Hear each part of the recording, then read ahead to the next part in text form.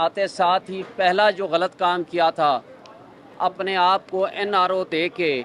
नैब laws की वो तरामीम कर दी थी जो पर्सन स्पेसिफिक थी और जो उनके मुकदमात को बेनिफिट दे सकती थी, और न सिर्फ उनको अपने मुकदमात के मफाद के लिए ये किया, बल्कि इसमें उन्होंने अपने अपने जो रेफरेंसेस थे, जो उनके इंक्वायरीज थी या इन्वेस्टिगेशन थी, उन सब को क्लोज डाउन करने के लिए ये नैब की तरामीम लेकर आए थे। आज एक लिहाज से NRO ख़त्म हो गया। 2/1 से जस्टिस उमर अता बंदयाल साहब और एजाजुल हसन साहब ने उस कॉन्स्टिट्यूशन पिटीशन को एक्सेप्ट किया और जस्टिस मंसूर अली शाह साहब ने डिसेंटिंग नोट दिया। मैं उस फैसले के जो बेसिक पॉइंट्स हैं सिर्फ वो आपके गोशगुजार करना चाहूँगा। एक सेक्शन 4 की जिन रेगुलेटरी बॉडीज़ गवर्नमेंट फंक्शनरीज के बारे में था कि वो बंदे इस नैब लॉ से नहीं, उनके ऊपर इसका इतलाक़ होगा जो कोई कलेक्टिव डिसीजंस करेंगे और किसी को बेशक बेनिफिट भी दे दें तो उनके ऊपर इसका इतलाक़ नहीं होगा। वो जो गवर्नमेंट या वो पब्लिक सर्वेंट्स या वो रेगुलेटरी बॉडीज़ के लोग जिन्होंने ये फ़ैसले अगर बदनीयती पे करेंगे, अगर वो करप्शन पे मुलव्वस होंगे, तो उनके ख़िलाफ़ एक्शन हो सकता है। फिर दूसरी बात कि इस वक्त आर्टिकल 184(3) की प्रोसीडिंग्स हो सकती हैं या नहीं हो सकती, उसके बारे में भी फ़ैसला दिया है कि आर्टिकल 9 की वायलेशन है, आर्टिकल 14 की वायलेशन है, आर्टिकल 19A की वायलेशन है, आर्टिकल 25 की जहां वायलेशन हो तो ये पब्लिक इम्पोर्टेंस का क्वेश्चन होता है। इसमें अख्तियार है सुप्रीम कोर्ट को under article 184(3) of the constitution कि वो पटिशन को इंटरटेनेबल करें। नेक्स्ट जो सुप्रीम कोर्ट का फैसला है, सेक्शन 5 में आपको याद होगा कि बेनामीदार की जो डेफिनेशन थी वो चेंज कर दी गई थी,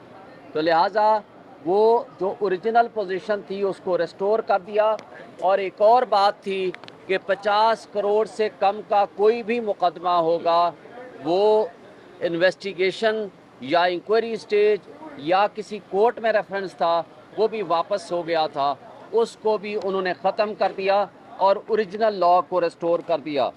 इसी तरह सेक्शन 9 बड़ा अहम था। सेक्शन 9 का सब सेक्शन 9A(5) जो था, एसेट्स बियॉन्ड मींस, जो एसेट्स बियॉन्ड मींस का इशू था उसको भी चेंज किया ओरिजिनल पोजीशन में, क्योंकि यहाँ इन्होंने लॉ को बदली कर दिया था और ये कह दिया था कि एसेट्स बियॉन्ड मींस अगर हैं भी तो उससे कोई फ़र्क नहीं पड़ेगा अनटिल एंड अनलेस प्रोसिक्यूशन उसमें साबित करे कि जनाब ये करप्शन के पैसे हैं। हालांकि जब कोई शख्स की फ़र्ज़ करो प्रॉपर्टी या तनख्वाह या उसके जो नॉन सोर्सेज हैं वो हैं 1 करोड़ के, प्रॉपर्टी या वो एसेट्स बियॉन्ड मींस रखता है वो 50 करोड़ के, तो क्या उसका इम्पैक्ट आएगा? तो नेचुरली उससे पूछा जाएगा कि ये आप बताएं कि आपके पास ये एसेट्स कहाँ से आए हैं, तो लिहाजा वो भी ओरिजिनल लॉ को रेस्टोर कर दिया गया। इसी तरह मिसयूज़ ऑफ अथॉरिटी को भी उन्होंने उस लॉ को चेंज किया था और उसकी एक्सप्लेनेशन में भी उन्होंने चेंज किया था। बेसिकली वो फेक अकाउंट्स को मद्देनज़र रख के, ताकि वो कनेक्शन जो है वो मकसूद चपड़ासी का केस आपके सामने है या पापड़ वाले केसेस आपके सामने हैं, वो बेसिकली मकसद ये था कि वो उन केसेस से छुटकारा पा सकें, तो उसको भी ओरिजिनल पोजीशन में रेस्टोर कर दिया है। इसी तरह एक और अमेंडमेंट थी सेक्शन 14 की कि जो बारे सबूत की बात है, यानी प्रिजम्पशन ये थी कि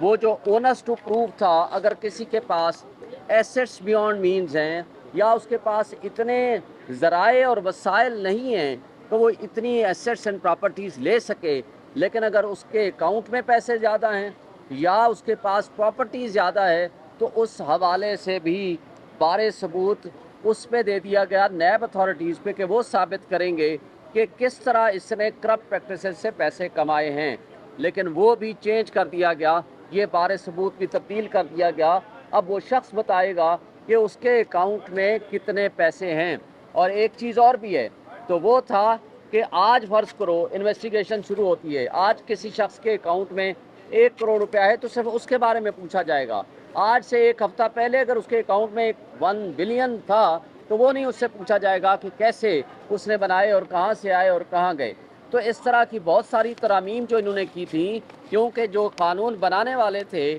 وہ شریف فیملی کے وکیل تھے, لا منسٹر صاحب,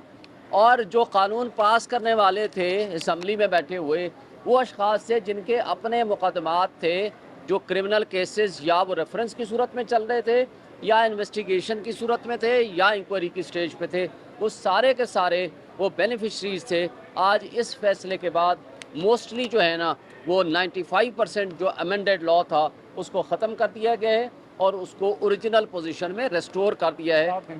اور اس کو 7 دن کے اندر امپلیمنٹیشن کا بھی حکم دے دیا. یعنی جو عدالت میں کیس تھا وہ وہیں سے شروع ہو جائے گا, نیب کو پابند کر دیا وہ اس عدالت میں کیس بھیج دیں. جو ریفرنس اور انکوائری سٹیج پہ تھا اس کو وہیں سے شروع کر دیا گیا, تو اس پہ آپ انکوائری اور انویسٹیگیشن سٹارٹ کر دیں. یہ بیسک پوائنٹس تھے.